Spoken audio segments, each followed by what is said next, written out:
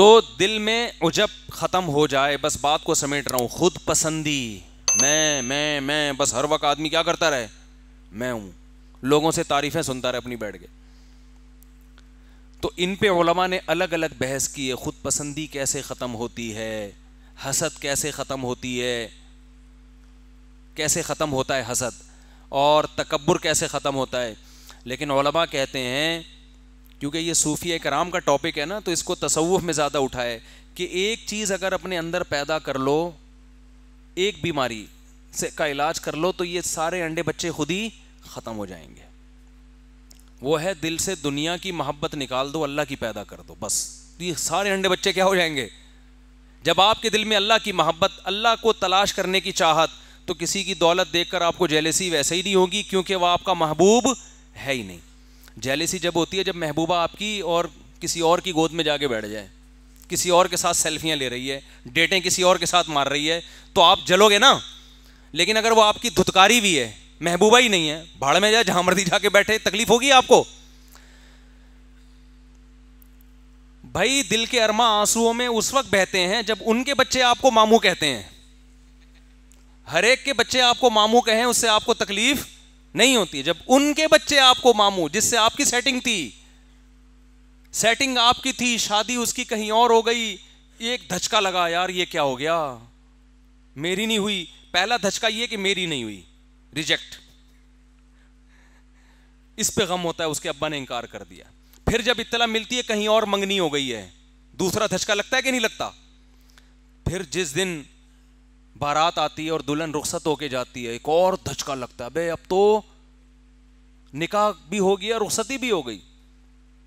پھر جب اطلاع ملتی ہے بچہ ہو گیا, کیسا جلے گا کہ نہیں جلے گا.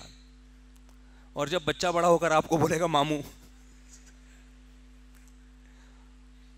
ہے بھائی کہ کمبخت, ساتھ غیروں کے میری قبر پہ آتے کیوں ہو, تم جلاتے نہیں مجھ کو تو جلاتے کیوں ہو.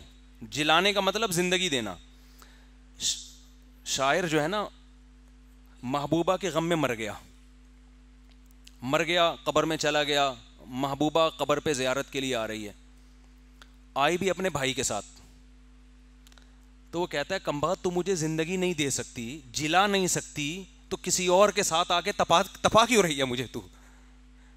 یعنی قبر پہ تو کم از کم اکیلے آ جانا ملنے کے لیے, قبر پہ بھی بھائی کے ساتھ نہیں, یا میرے اپنے عاشق کے ساتھ آ رہی ہے جس میں جل رہا ہوں. یعنی تیری سیٹنگ کہیں اور ہو گئی تھی, تو اس بندے کے ساتھ آ رہی ہے میری قبر پہ. یار ساتھ غیروں کے میری قبر پہ آتے کیوں ہو, تم جلاتے نہیں مجھ کو تو جلاتے کیوں ہو. تو جب جلے گا نا, جب محبوبہ آئے گی ولن کے ساتھ اس کی قبر پہ, کیا خیال ہے, پھر جلے گا یہ. تو جب وہ آپ کی محبوبہ ہی نہیں ہے میرے بھائی, تو پھر کسی کے ساتھ بیٹھے آپ کو اس سے تکلیف نہیں, آپ کے ریجیکٹڈ ہے, وہ پسند نہیں کیا آپ نے اس کو.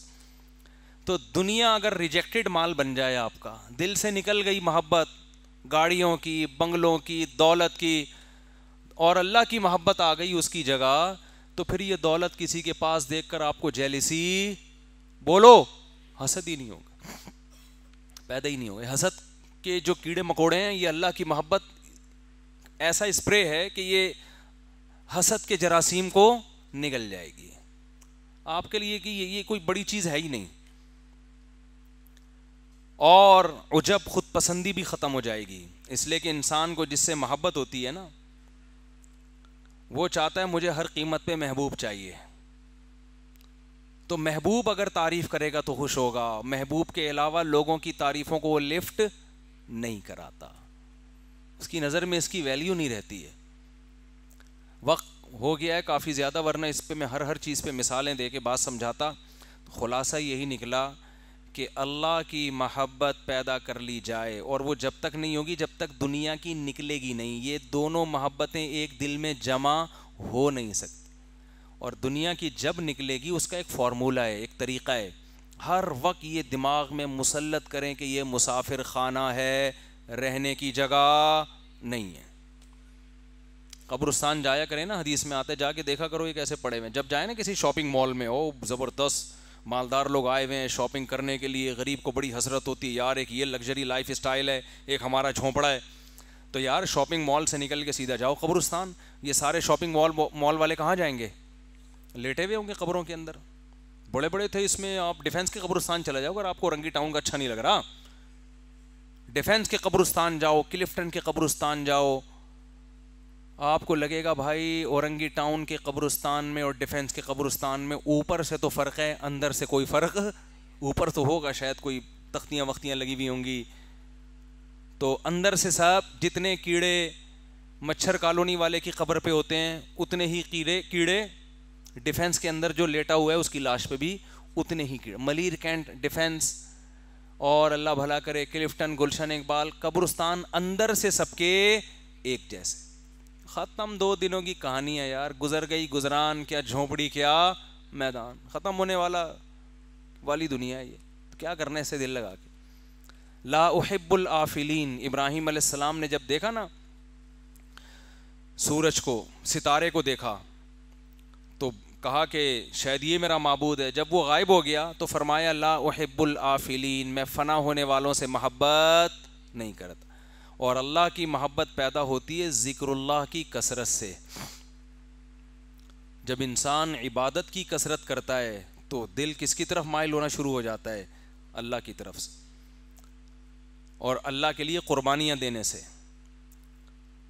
قربانی کا مطلب اپنی خواہشات کے خلاف جب اللہ کے لیے چلیں گے تو دل اللہ کی محبت